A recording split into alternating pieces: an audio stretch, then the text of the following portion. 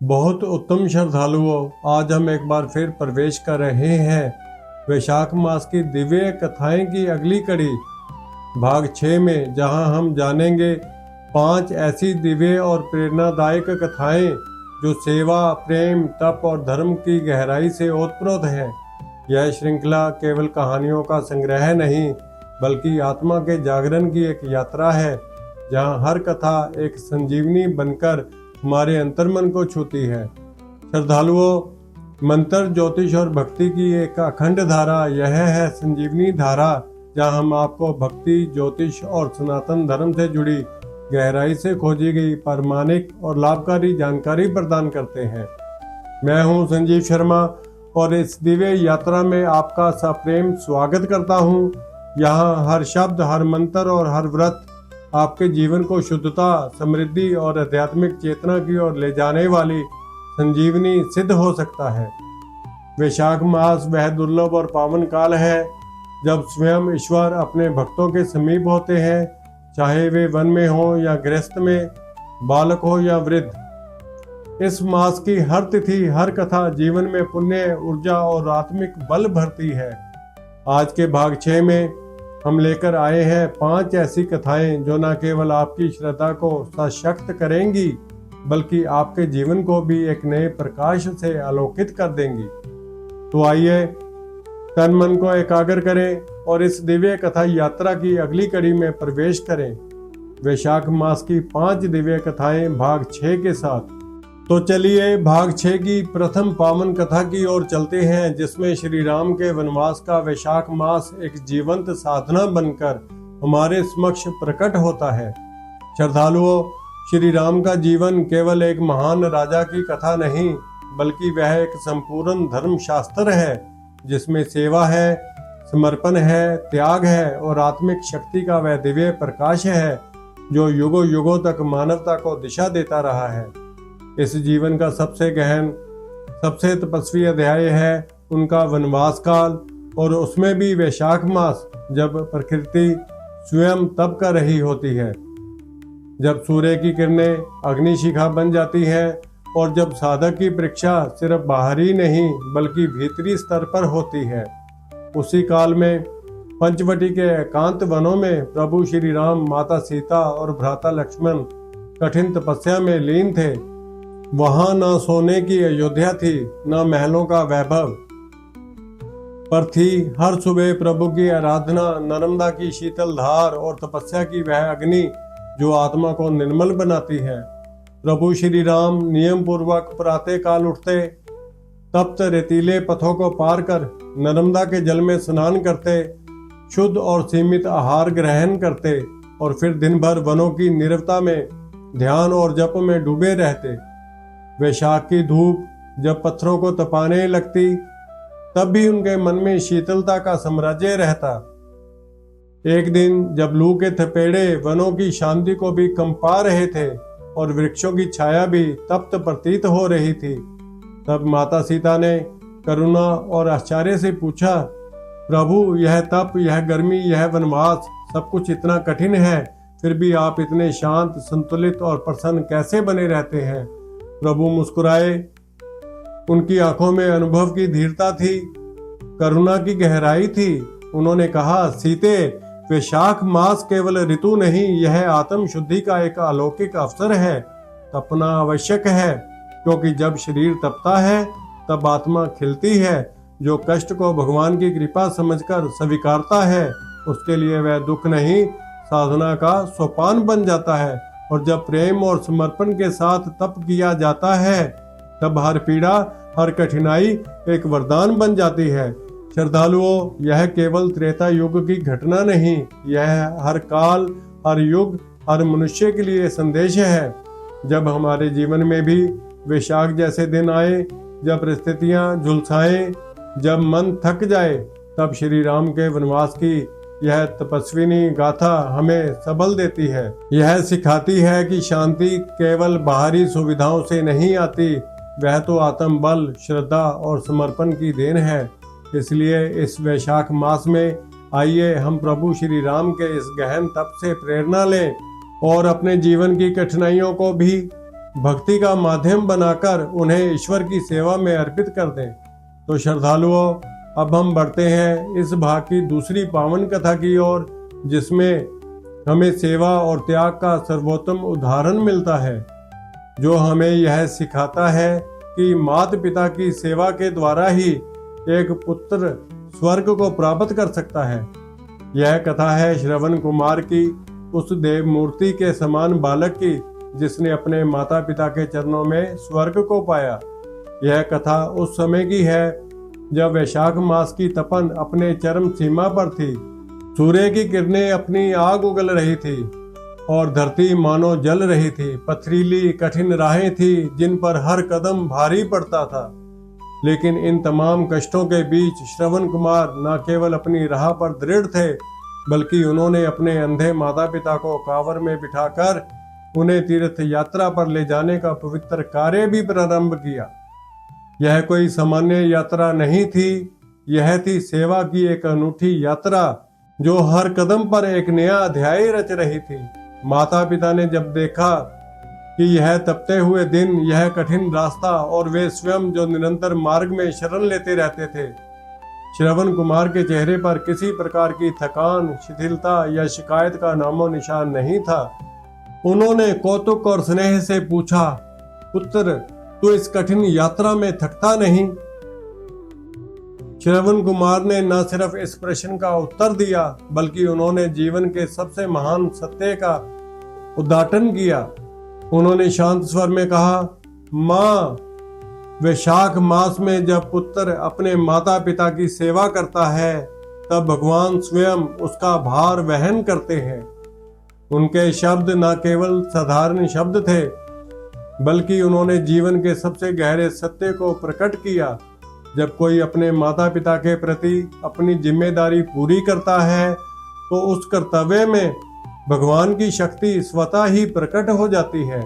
वह सेवा भगवान के साथ घुलकर एक सर्वोत्तम तपस्या का रूप ले लेती है, जो हर कष्ट को शांति में बदल देती है। श्रद्धालुओं, यह केवल एक बेटे का माता पिता के प्रति प्रेम नहीं था, बल्कि यह हमें यह शिक्षा देता है कि सेवा वह शक्ति है जो हमारे भीतर के अहंकार को मिटा देती है और हमें परमात्मा के प्रति समर्पण का वास्तविक अर्थ समझाती है। वैशाख मास में की गई माता पिता की सेवा इस कथा के अनुसार 100 यज्ञों के समान फल देती है। जब हम अपने परिवार की सेवा करते हैं, तब वह सेवा केवल परिजनों तक सीमित नहीं रहती, बल्कि वह ईश्वर तक पहुंचती है और हमें जीवन में अप्रतिम आशीर्वाद देती है। श्रद्धालुओं, यह कथा केवल एक आदर्श नहीं है, बल्कि एक महान उपदेश है।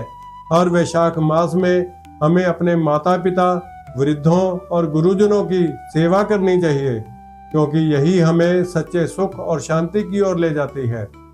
इसलिए इस वैशाख मास में श्रवण कुमार की तरह अपने कर्तव्यों को पूरे दिल से निभाइए और देखिए कैसे भगवान आपके साथ होते हैं हर कदम पर। तो इस वैशाख मास में आइए हम श्रवण कुमार के अद्भुत उदाहरण से प्रेरणा लें और अपनी सेवा को तप, श्रद्धा और भक्ति का रूप दे दें। श्रद्धालुओं, अब हम बढ़ते हैं इस भाग की तीसरी पावन कथा की ओर, जिसमें प्रेम और धर्म का अद्वितीय संगम हमें दिखाई देता है। यह कथा है रुक्मिणी और श्री कृष्ण के विवाह की।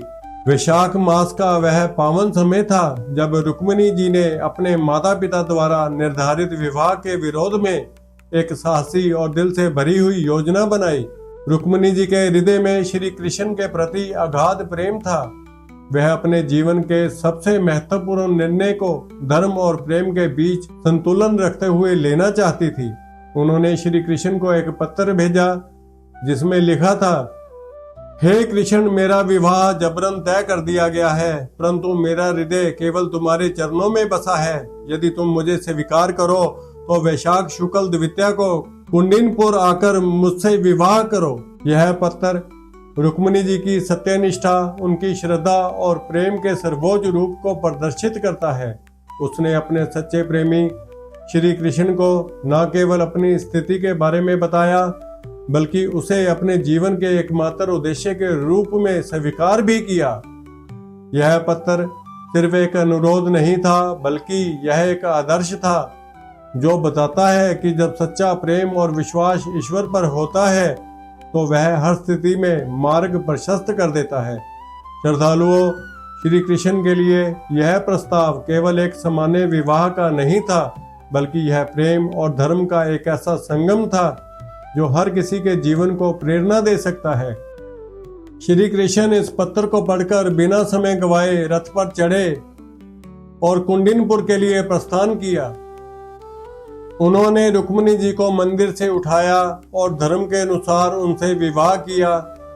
यह विवाह सिर्फ एक दैवी प्रेम कथा नहीं थी, बल्कि यह हमें यह सिखाता है कि जब प्रेम में श्रद्धा और धर्म का साथ होता है तब ईश्वर स्वयं आकर हमें अपने हाथों से मार्गदर्शन और आशीर्वाद देते हैं। यह कथा केवल रुक्मिणी और श्री कृष्ण के जीवन की बात नहीं है, बल्कि यह हमें सबके लिए एक गहरी शिक्षा देती है। श्रद्धालुओं, प्रेम में जब धर्म और सच्ची श्रद्धा का समावेश होता है तो कोई भी बाधा, कोई भी रुकावट हमें अपने उद्देश्य से विचलित नहीं कर सकती।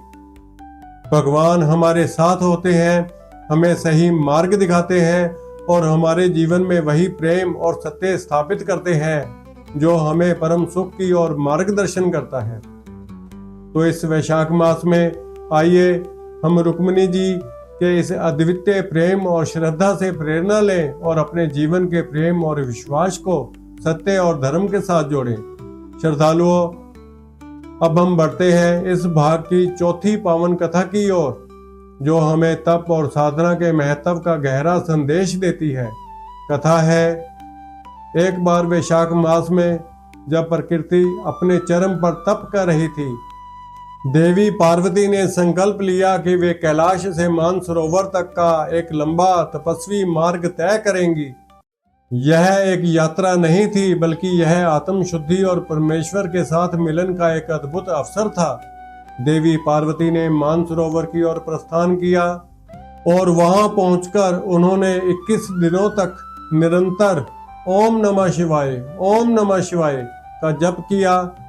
यह मंत्र जो शिवजी के दिव्य रूप को साक्षात लाने में सक्षम है, देवी पार्वती के हृदय में समर्पण और श्रद्धा की गहरी भावना से गूंजने लगा। हर दिन उन्होंने जल से स्नान किया, जिससे उनका शरीर शुद्ध हो सके और उनका मन भी ईश्वर की आराधना में पूरी तरह समाहित हो सके। यह स्नान केवल शारीरिक शुद्धता के लिए नहीं था, बल्कि यह एक दिव्य शुद्धता का प्रतीक था, जिससे उनकी आत्मा शिव के परम रूप से मिल सके। श्रद्धालुओं, यह कोई साधारण तप नहीं था, यह तप था देवी पार्वती के द्वारा किए गए महान साधना का, जो केवल बाहरी भौतिक कष्टों से परे आत्मा की गहरी शुद्धि के लिए था। इस तपस्या के दौरान वे न केवल शरीर से बल्कि मन और आत्मा से भी पूरी तरह शिव में समाहित हो गईं।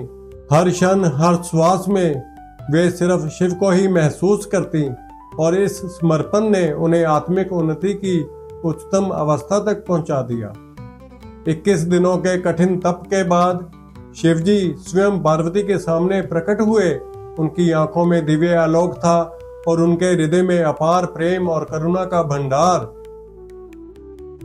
शिवजी ने कहा, यह मास इतना पुण्यकारी है कि मेरी अर्धांगिनी जो स्वयं देवी है तप करती है और तुम लोग निष्क्रिय बैठे हो।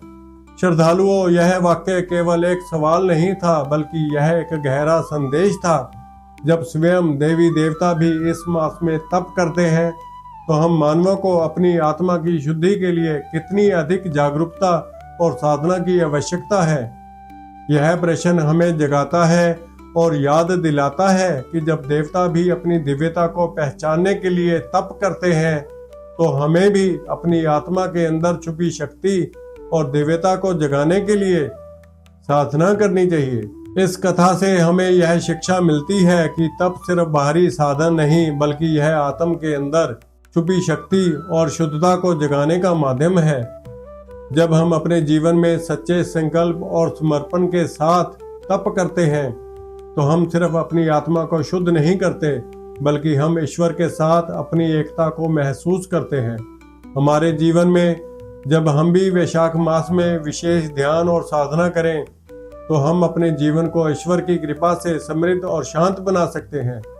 इस कथा में निहित संदेश यही है कि हमें भी अपनी जीवन यात्रा में शिव और पार्वती के तप से प्रेरणा लेकर अपने अंदर छुपी दिव्यता को पहचानने का प्रयास करना चाहिए। तो श्रद्धालुओं, आइए हम इस वैशाख मास में अपनी साधना को और गहरा करें और पार्वती के तप से प्रेरित होकर अपने जीवन को शुद्ध और ऊर्जावान बनाएं। श्रद्धालुओं, अब हम इस भाग की 5वीं कथा की ओर बढ़ते हैं जो हमें निष्काम सेवा और आत्मा की शुद्धि का महत्व सिखाती है। कथा है एक वृद्धा जिनके पास जीवन की अधिकांश समृद्धियां समाप्त हो चुकी थी। वैशाख पूर्णिमा के दिन एक साधु के दर्शन करने आई। उनके पास बहुत कुछ नहीं था, बस अपनी जीवन भर की छोटी छोटी जमा पूंजी और एक हार्दिक श्रद्धा। उन दिनों में ऐसा कोई पर्व था जब लोग विशेष रूप से पुण्य की प्राप्ति के लिए दान करते थे। यह वृद्धा अपनी थोड़ी सी पूंजी से कुछ केले लेकर साधु के पास गई और उन्हें विनम्रता से साधु को भेंट कर दिया। यह एक साधारण सा दिखने वाला दान था, लेकिन इसका एक गहरा आध्यात्मिक महत्व भी था। साधु ने केले लेते हुए कहा, माँ, यह तो केवल फल है, इन्हें आप कैसे दान कर सकती हैं?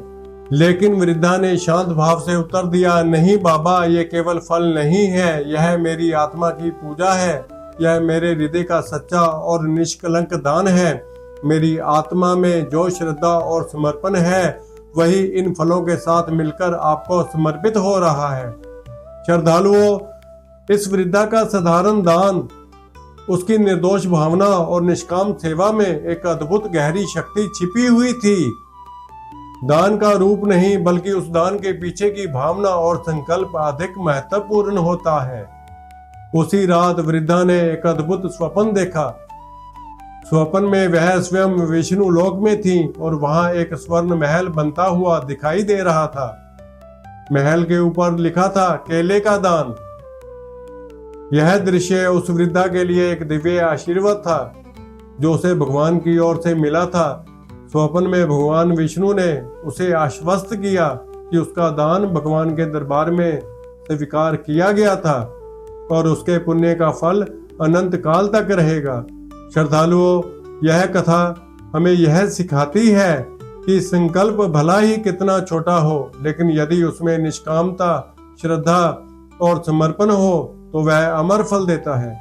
यह कहानी केवल दान की नहीं, बल्कि आत्मा की शुद्धि और सेवा के मार्ग की है। हर कर्म में सच्ची भावना और निष्काम सेवा का आशीर्वाद सर्वोत्तम होता है। कभी भी हमें अपने दान को छोटा या तुच्छ नहीं समझना चाहिए, चाहे वह एक छोटी सी मदद हो या कोई साधारण सा कार्य। अगर वह प्रेम और निष्काम भाव से किया जाता है तो वह पूरे ब्रह्मांड में गूंजता है और हमें एक अनंत पुण्य प्रदान करता है। तो श्रद्धालुओं, आइए हम भी इस वैशाख मास में अपनी निष्काम सेवा और दान के कार्यों को पूरे समर्पण के साथ करें। जैसा कि वृद्धा ने किया, वैसा ही हम भी अपनी आत्मा की पूजा में सच्चे दान और सेवा का संकल्प लें और प्रभु की कृपा को प्राप्त करें। श्रद्धालुओं, इन 5 कथाओं ने एक बार फिर हमें यह स्मरण कराया कि वैशाख मास धर्म की पुनरावृत्ति, सेवा की पुनर्पुष्टि और प्रेम की पुनर्स्थापना का काल है। यदि मन में श्रद्धा हो तो वनवास भी रामधाम बन सकता है, सेवा भी तप बन सकती है और केले का दान स्वर्ण का फल बन सकता है। अब समय आ गया है कि हम इन प्रेरणादायक कथाओं को अपनी जीवन यात्रा में उतारें। वैशाख मास में किए गए प्रत्येक कार्य का पुण्य हमें आत्मिक शांति और ईश्वर की कृपा से भर देता है। आइए हम सब मिलकर इस वैशाख में अपने कर्मों को श्रेष्ठ बनाएं और दिव्य प्रेरणा से अपने जीवन को समृद्ध करें। आगे की कथाएं जो अगले भाग 7 में हम समर्पित करेंगे, करुणा और अक्षयदान, गंगा और तपस्वियों का संगम, शिव का पंचाक्षर मंत्र, मुक्ति का मार्ग और कर्म, वृक्षों के जीवन और पुण्य, यदि आपको हमारी कथाएं पसंद आईं और आप और अधिक ऐसी आध्यात्मिक सामग्री पाना चाहते हैं तो कृपया संजीवनी धारा चैनल को सब्सक्राइब करें और इस वीडियो को अपने मित्रों के साथ साझा करें। साथ ही हमें कमेंट्स में अपनी राय और अनुभव भी बताएं। जय श्री राम।